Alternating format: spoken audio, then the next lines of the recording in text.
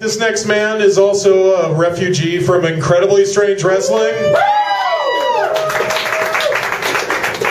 He is also a one-time All-Pro Wrestling World Heavyweight Champion. Now being seen in Oakland, California with Hood Slam. He is Shane Dynasty.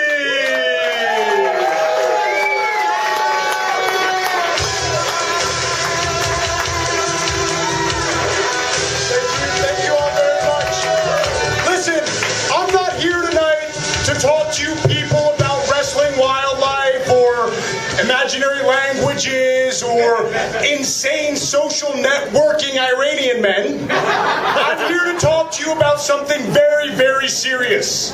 I'm here to talk to you about love, ladies and gentlemen. Not just any kind of love. I'm talking about the love between one tanorexic, hard-bodied, overly bleached psycho to another tanorexic, hard-bodied, overly bleached psychopath. I'm reading from Linda Hogan's book, Wrestling the Hulk.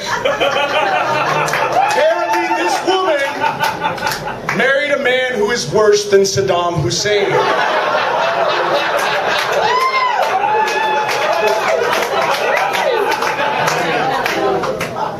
He's also a cock-sucking piece of garbage. This little part of the book is when Linda first met the Hulk and fell in love. They eventually got married and had a wonderful couple of kids and a really, really entertaining reality show you might remember on VH1. Here we go. That night, Kathy and I hit the town. We headed over to the nightclub Red Onion on Canoga Avenue in Woodland Hills. It was a popular spot for local valley girls with a disco downstairs. We had only been there 5 minutes when Kathy said, "Hey, the guy from the Rocky movie is here tonight." "Sylvester Stallone?" I asked. "No, the other guy." "Clubber Lang?" "No, the big blonde guy." My heart pounded because Kathy was absolutely right. With his long blonde hair, thunder lips, wearing tinted sunglasses, stood towering, and I mean towering, over the sea of clubgoers. As he made his way into the club, I noticed him talking to a few groupies. I am not going to be one of them, I said to myself, and kept my distance.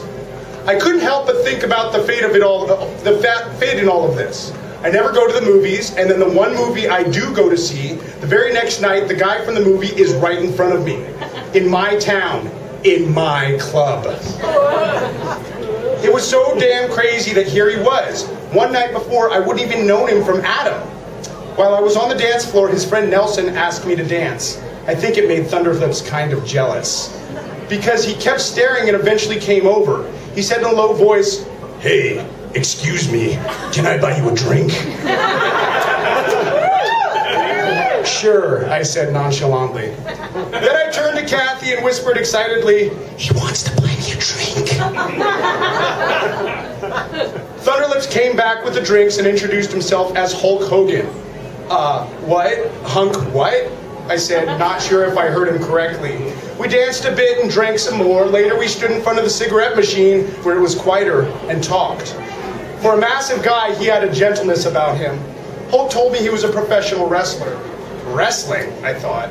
Back in those days, there was no wrestling on television on the West Coast like the kind of entertainment the WWE offers today.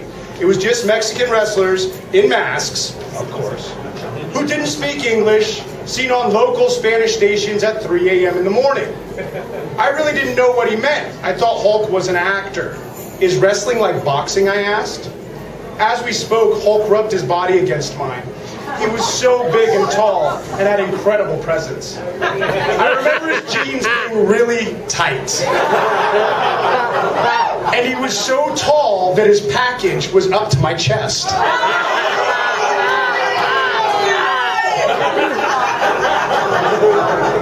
At the end of the night, when Kathy and I were getting into my Corvette at the valet's desk, Hulk suddenly pulled up. Sitting in the passenger seat of his friend's beater, he asked me for my phone number.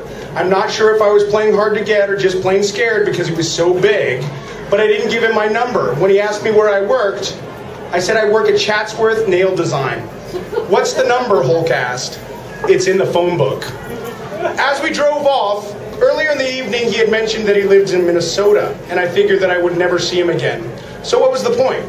The next day when I arrived at work, I told the girls at the salon all about meeting Thunderlips. I answered a flurry of questions. What was he like? Was he as big in person? Is his hair really that blonde? They thought our chance meeting was really cool, and all the ladies were on high alert in case he called, but I really didn't think he heard me outside the club.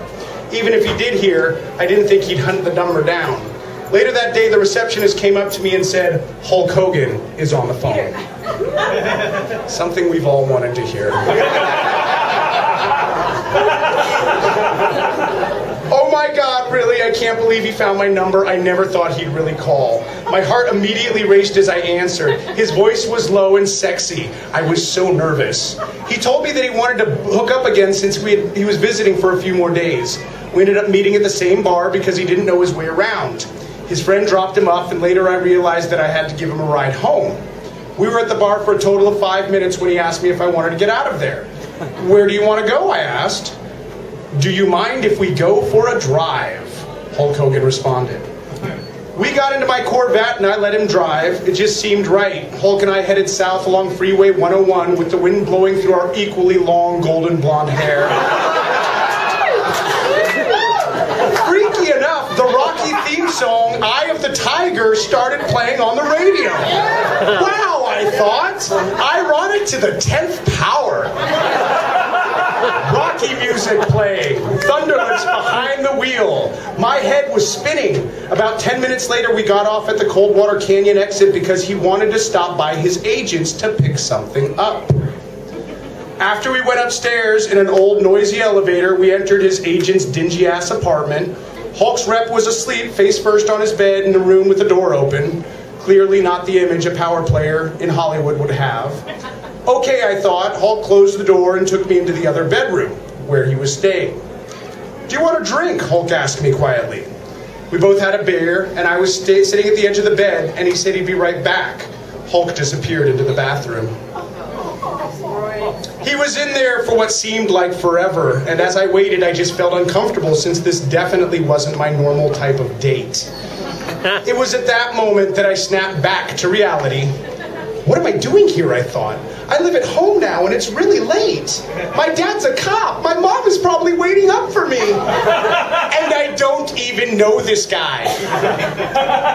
Just as I was thinking of walking out of the apartment, Hulk nonchalantly walked out of the bathroom, completely naked. There was a long silence as I gazed at Hulk's overwhelming body.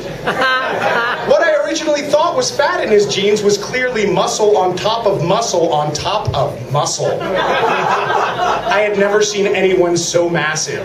What was he thinking? Did he think I'd be that easy? As I sat on the edge of the bed, I questioned my normally good judgment.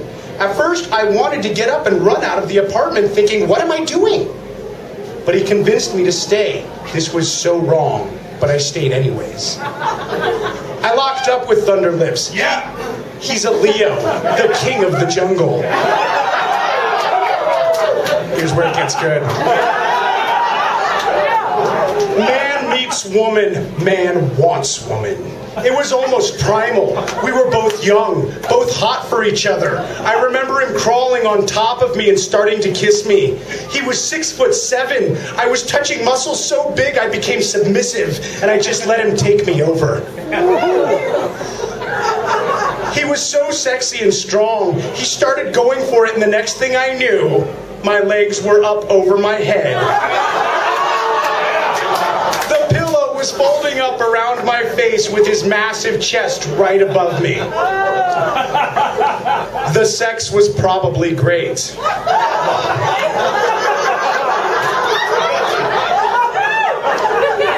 But I was too worried about trying to find my next breath.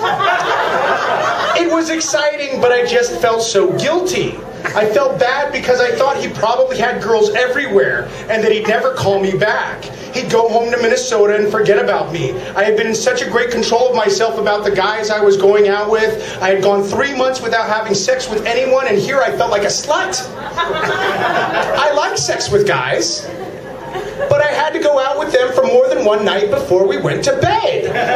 But on the way home, I realized that it was a great time, and it would definitely make for great conversation at the nail shop the next day. An exciting one-night stand and worth it, I thought to myself. And besides, how many people can say they fucked a giant?